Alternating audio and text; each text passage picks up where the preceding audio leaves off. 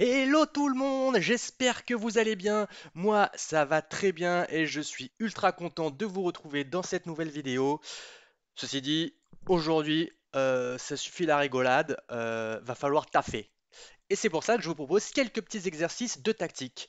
Je ne sais plus quel grand joueur disait que la tactique, c'est la capacité à faire ce qu'il faut faire quand il y a quelque chose à faire, alors que la stratégie, c'est la capacité à faire ce qu'il faut faire quand il y a rien à faire. Bon, je pense pas que c'était les mots exacts, mais bon, ça va, hein, on n'est pas une vache près. La tactique, c'est donc la capacité à exploiter les erreurs que l'adversaire a commises, soit si c'est une erreur directe, qui va vous permettre d'en profiter directement, comme prendre une pièce, prendre des pions ou lancer une attaque de maths, ou bien une erreur indirecte va vous permettre à ce moment-là de mettre en place des combinaisons avantageuses en votre faveur. La tactique, c'est le nerf de la guerre à mon niveau. Parce que franchement, c'est bien la peine d'étudier 20 coups d'ouverture, d'aller disserter de l'avantage, de la paire de fous, des pions passés, éloignés, de 1000 considérations stratégiques. Mais au final, si c'est pour rater des pièces qu'on vous donne, des maths en 1, des maths en 2, c'est pas la peine, hein. Il y a deux grosses manières d'étudier la tactique. Soit on rush, on fait du volume, on fait les coups, bam bam bam, et au fur et à mesure, on va voir des positions, on va savoir plus ou moins quoi jouer à quel moment. Ou bien on prend l'approche un peu plus tranquille et à chaque position qu'on a, on la regarde convenablement, on fait bien l'analyse des forces en vigueur, et au niveau calcul, on essaye tout, on essaie de calculer le plus possible en largeur et en profondeur pour ne laisser aucune possibilité à l'adversaire qu'on n'aurait pas prévu. Parce que, imaginez vous jouez un coup, il y a 11 réponses. Si vous en calculez 10, mais que c'est la 11e qui vous défouraille la tête, eh ben les 10 que vous avez calculés, au final, ça sert à rien non plus, hein. C'est pour ça qu'être dilettante sur le calcul, c'est vraiment le meilleur moyen de ne pas progresser rapidement. Et donc, je vais vous proposer plutôt la deuxième approche sur les exercices tactiques que je vais faire. Ah oui, et petite chose aussi, quand on fait de la tactique, on ne triche pas. On ne met pas de plateau à côté ou de d'échiquier numérique et on bouge les pièces, on regarde les coups ou quoi. En partie, on n'a pas le droit de bouger les pièces et de regarder les coups à l'avance. C'est pour ça qu'il est très important de bien faire le travail de visualisation dans sa tête, même quand on s'entraîne. Sur ce, c'est parti! On se retrouve sur Lichess. J'ai toujours tout le monde. J'ai pas perdu Tony Stark. Nickel, on va pouvoir y aller. Alors sur Lichess, pour faire des exercices tactiques, il suffit d'aller dans Problème.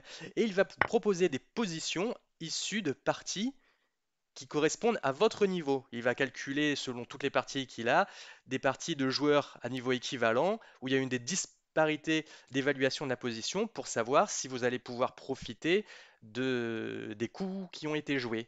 Alors, qu'est-ce qu'il me propose ici?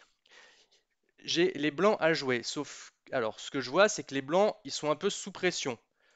Tour attaque, dame attaque.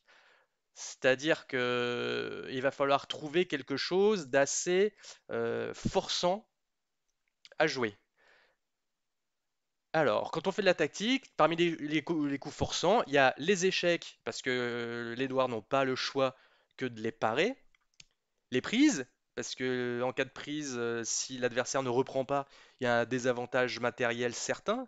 Et les menaces, parce que comme son nom l'indique, la menace, elle menace qu'il y a un problème au prochain coup. Alors, en termes d'échecs, qu'est-ce qu'on a? On a tour à 8 échecs. Si le roi reprend, on a dame machin échec. Le roi bouge. Ça a pas l'air foufou ça. Euh, on a cavalier prend E7 échec. Le roi bouge en attaquant le cavalier. Et ça a pas l'air grandiose non plus. Si je me contente de prendre son cavalier ici, déjà, ça me fait un petit gain matériel, mais avec autant de pièces sur cette case-là, je vais être mat très rapidement. Donc, je pense qu'il faut partir pour un mat forcé là. Hmm. Et là, je viens de voir que j'ai très mal fait mon travail tout à l'heure. Parce que si tour H8 échec, mon seul échec, j'ai pas un seul échec avec la dame en H1. J'ai un échec en H6 et j'ai un échec en B2 aussi. Et a priori, l'échec en H6 va être mortel. Parce que dame H6 échec, roi revient et cavalier E7 mat. Je pense qu'on est bon. Yep, yep, yep. Ouf, un peu dur celui-là. Ok, qu'est-ce qu'on a de bon maintenant? Les blancs ont toujours un roi un peu à poil.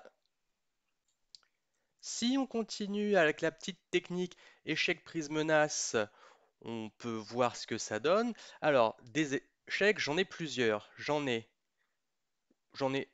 un avec la dame ici, mais la case est couverte par la dame. Donc celui-là, ça nous intéresse pas. J'en ai un ici avec la dame qui est protégée. La case est protégée par la tour, ça ne m'intéresse pas non plus. J'en ai un ici avec la dame. Cette case est protégée par le roi, ce serait offrir ma dame. Ça ne marche pas du tout. Alors, j'en ai avec la dame, je vais l'avoir ici ou ici. Sinon, je peux le faire avec la tour ici. Bon, commençons avec la tour. Tour échec. Le roi qui est protégé par la dame d'ailleurs, hein, en passant. Le roi va devoir bouger. Ici, c'est protégé par la tour par transparence. Ici, c'est protégé par la dame. Ici, c'est protégé par la dame. Ici, c'est protégé par la dame. Ici, c'est protégé par la tour. Il n'a pas de choix que de bouger ici. Et il n'y a plus qu'à planter le coup de grâce avec, j'ai envie de dire, dame à deux mat, hein. Allez, ça se tente. Hey! C'est good! Allez, on va s'arrêter là pour aujourd'hui. Trois petits exercices live, c'est pas mal. N'hésitez pas à en faire. Volume, volume, volume. La tactique, c'est le nerf de la guerre, mais faites-le sérieusement. Pas de on bâcle les calculs et on essaie de voir si ça passe comme j'ai pu commencer à le faire. Ça met ma scène. D'ailleurs, échec prise menace, c'est quelque chose que vous pouvez également intégrer en partie parce que c'est vraiment les premiers coups qu'il faut regarder.